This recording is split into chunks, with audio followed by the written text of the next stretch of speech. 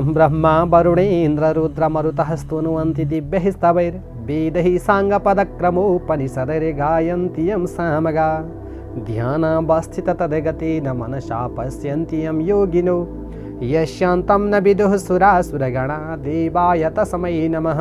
श्रीमच्चन्दन चर्चितोज्ज्वल वपुः शुक्लाम्बरा मल्लिका मालालङ्कृतकुण्डला प्रविलसन मुक्तावली शोभिता सर्वज्ञान निदान पुस्तकधरा रुद्राक्षमालाकरा वाग्देवी वदनाम्बुजे वसतु मे त्रैलोक्यमाता चिरं मूकं करोति वाचालं पङ्गुं लङ्घयति गिरिं यत्कृपातमहं वन्दे परमानन्दमाधवं। नमो भगवते तस्मै व्यासायामित तेजसे यस्य प्रसादाद् वक्ष्यामि नारायणकथामिमां। नारायणं नमस्कृत्य नरं चैव नरोत्तमं देवीं सरस्वतीं व्यासं ततो जयमुदीरयेत्। ओम श्री स्वस्थानी देव्यै नमः।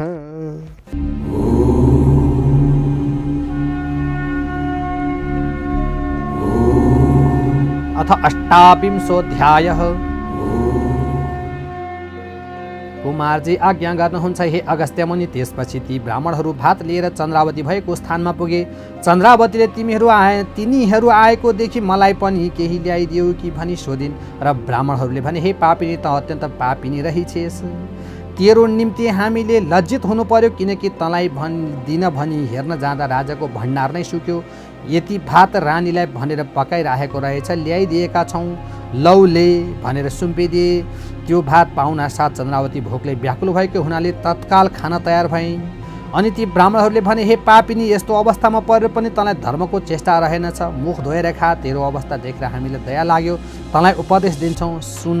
निरञ्जन निराकार रूप श्री स्वस्थानी परमेश्वरीको व्रत गर, त्यही व्रतको प्रभावले तेरो उद्धार हुनेछ भनी उनीहरू गए।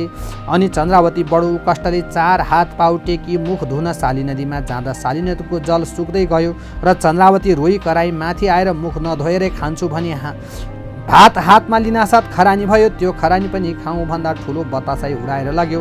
अनि चन्द्रावती काटेको वृक्ष ढले झैँ भूमिमा लडेर मूर्छा परी। फेरि चेत आएर मैले कस्तो अपराध गरेकी रहेछु भनी अनेक थरी विषाद र दुःखको सागरमा डुबिरहेकी थिए। त्यसको केही दिनपछि पौष शुक्ल पूर्णिमा आयो र श्री स्वस्थानी परमेश्वरीको व्रत आरम्भ गर्न स्वर्गका अप्सराहरू शाली नदीमा स्नान गर्न आए। स्नान गरिसकी सूर्यनारायणलाई अर्घ दिई बालुवाको शिवलिङ्ग बनाई महादेवको पूजा गर्न लाग्दा चन्द्रावतीले देखिन् र उनीहरूको नजिकै गएर भनिन्, तपाईहरू देवता हौ कि मनुष्य हौ? म पापिनी, कहीँ चल्न सक्दिनँ, कसैले केही दिँदैनन्, खान पाउँदिनँ, मलाई अन्नदान दिनुहोस्। म के पापले यस्तै भइन्, फेरि कसरी उद्धार होला? यति चन्द्रावतीले भनेको सुनि अप्सरा भन्दछन्, हे पापिनी, हामी स्वर्गका अप्सरा हौँ। आज पौष शुक्ल पूर्णिमा हो, श्री स्वस्थानी परमेश्वरीको व्रत प्रारम्भ गर्न यहाँ स्नान गर्न आयौँ। तेरो अवस्था देखेर हामीलाई दया लाग्यो, तँ पनि यही व्रत गर, सम्पूर्ण पाप नाश भएर उद्धार होला। यति सुनि चन्द्रावती मनमा नै विचार गर्दछिन्, मैले अरू त केही पाप गरेकी थिइनँ, डोलेहरूले स्वस्थानी परमेश्वरीको प्रसाद भनी ल्याइदिएको मैले अहङ्कारले थुथु गरी थुकेर खुट्टाले दली फालिदिएकी थिएँ, मलाई अवश्य त्यही पाप लाग्यो। यहाँ आइपुगेपछि नदी तर्न लाग्दा डोलीबाट लडेथेँ। ठिक हो, कपिल ब्राह्मणले पनि स्वस्थानी परमेश्वरीको व्रत गर भन्ने उपदेश दिएका थिए। आज अप्सराहरूले पनि त्यस्तै भनी श्री स्वस्थानी परमेश्वरी भनेकी ठुली रहेछन्। मनुष्यहरू अभिमानले नासिदा रहेछन्। मैले पनि अहङ्कार गर्दा यस अवस्थामा प्राप्त भएँ। अब म पनि स्वस्थानी परमेश्वरीको व्रत गर्दछु। यस्तो निश्चय गरेर अप्सराहरूसित प्रार्थना गरिन्, हे अप्सरा हो, स्वस्थानी परमेश्वरीको व्रत विधि के हो, के गर्नुपर्दछ, यो सबै आज्ञा होस्। यति चन्द्रावतीले भनेको सुनि अप्सरा भन्दछन्, हे पापिनी, आजदेखि हात खुट्टाका नङ्काटी स्नान गरी पवित्र भएर एक भक्त रही, एक चित्त रही, महिना दिनसम्म नित्य मध्याह्न कालमा श्री महादेवको पूजा गर्नु, सकेदेखि श्री स्वस्थानी परमेश्वरीको कथा भन्नु वा सुन्नु, नसके मनले उनीलाई सम्झिरहनु। माघ शुक्ल पूर्णिमाको दिन 7800 पान, 7800 अक्षता, 7800 बेली पुष्प, 7800 कुडका सुपारी, 7800 यज्ञसूत्र र 7800 रोटी तथा जात जातका फूल र नैवेद्यहरू तयार पारी तामाको थालीमा ओमकार लेखी त्यसमा गङ्गा जलले स्नान गराउनु, माला पहिराइदिनु, धूप बत्ती नैवेद्य फलफुल र कस्तुरी मेवा मिष्टान्न वस्त्र भेटी चढाउनु, अनि एकचित्त भएर स्वस्थानी परमेश्वरीको स्तोत्र जप पाठ मन्त्र तन्त्र ध्यान गर्नु र अर्घ्य दिँदै हे ईश्वरी भनेर मनले इच्छित वर माग्नु अनि प्रसाद झिक्नु र अष्टोत्तर 100मा 8 रोटी 8 अक्षता 8 यज्ञसूत्र 8 पान 8 गुडका सुपारी सगुन समेत आफ्ना पुरुषलाई दिनु, पुरुष नभए छोरालाई दिनु, छोरा पनि नभए मृत छोरालाई दिनु, मृत छोरा पनि नभए मेरो मनको चाहना सिद्ध होस् भनी गङ्गामा बगाउनु, 100 रोटी आफूले फलाहार गर्नु, रात्रिमा जागराम बस्नु। यति गरिसकेपछि तेरो सम्पूर्ण पाप नाश होला हे पापिनी, यसमा अन्यथा नमानेस्। अब हामीहरू जान्छौँ भनी अप्सराहरू स्वर्ग गए। त्यसपछि चन्द्रावतीले अप्सराहरूको उपदेश अनुसार साली नदीमा स्नान गरी एक भक्त रही, एक चित्त रही, स्वस्थानी परमेश्वरीलाई मनले सम्झिरहन्। यही क्रमले व्रत गर्दा चन्द्रावतीको पाप घट्दै गयो, शरीरको कुष्ठरोग पनि निको हुँदै गयो र दिव्य शरीर भएर आयो। महिना दिन पुरा भयो र माघ शुक्ल पूर्णिमाको दिन समस्त सामग्री तयार पारी अप्सराहरू स्वस्थानी परमेश्वरीको पूजा गर्न फेरि साली नदीमा स्नान गर्न आए। चन्द्रावतीले देखिन् र उनकै नजिकै गएर हे अप्सराहरू हो, तपाईँहरूको आज्ञाले पौष शुक्ल पूर्णिमादेखि नित्य स्नान गरेर एक भक्त रही नित्य मध्याह्नकालमा श्री महादेवको पूजा गरिरहेकी छु। अब व्रत पूर्ण गर्न सामग्री केही पनि छैन, कसो गरौँ भनेर अप्सराहरू भन्छन्। हे पापिनी, केही पनि छैन भने साली नदीबाट बालुवा ल्याई सामग्री तुल्याई हामीहरूको संसर्गमा पूजा गर। यति सुनि चन्द्रावतीले हौस भनी साली नदीको बालुवा ल्याई सामग्री तुल्याइन्। श्री स्वस्थानी परमेश्वरको व्रतको प्रभावले चन्द्रावतीले तुल्याएको अथवा मनले चिताएको बालुवाको सामग्रीहरू सिद्ध भई तयार भयो। त्यो देखेर चन्द्रावती मनमा आनन्द माने, धन्य धन्य स्वस्थानी परमेश्वरी भन्दै अप्सराहरूलाई बालुवाको सामग्री सिद्ध भएको कुरा सुनाइन्। उनीहरूले पनि बालुवाको सामग्री सिद्ध भएको र तिनको दिव्य शरीर भएको देखेर आश्चर्य मान्दै भने, हे सुन्दरी, हामी आजसम्म तँलाई पापिनी भन्दथ्यौँ, तर आजदेखि तेरो नाम पुण्यवती भयो भनेर आफ्नो संसर्गमा व्रत गराए। चन्द्रावतीले पूजा गरिसकी अर्घ्य लिई स्तुति गर्न लागिन्। हे जगदीश्वरी, अघि मैले अहङ्कार गरेर हजुरको निन्दा गरेको अपराध क्षमा गर्नुहोस्। हे सरस्वती, सम्पूर्ण प्राणीका हृदयमा बसी पाप पुण्यकी साक्षी भइरहेकी यस्तै हजुरलाई कोटि कोटि नमस्कार।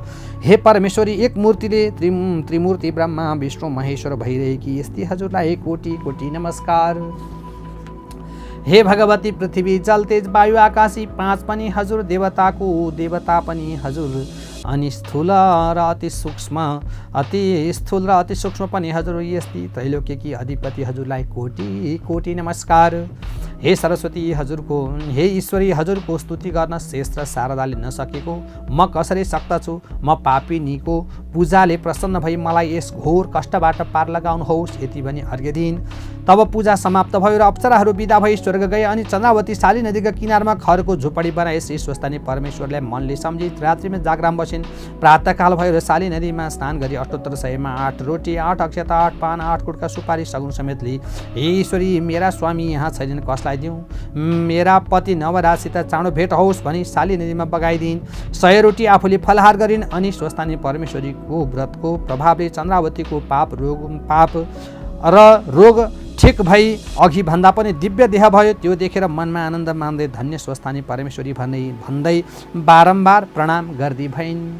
ओम इति श्री स्कन्द पुराणे केदारखण्डे माघ महात्म्ये कुमार अगस्त्य संवादे श्री स्वस्थानी परमेश्वरी व्रतकथायां चन्द्रावती व्रतकृतं नाम 28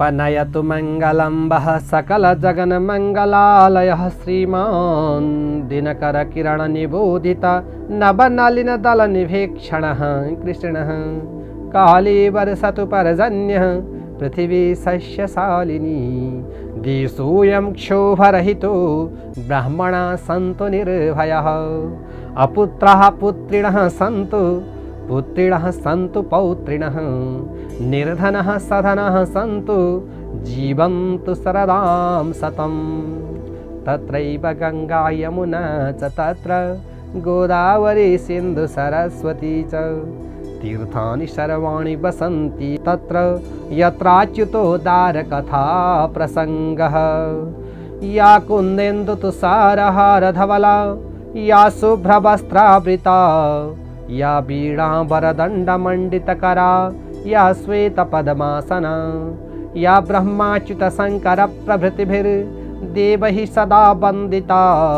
सा सा मां पातु सरस्वती भगवती निःशेषजाड्यापः।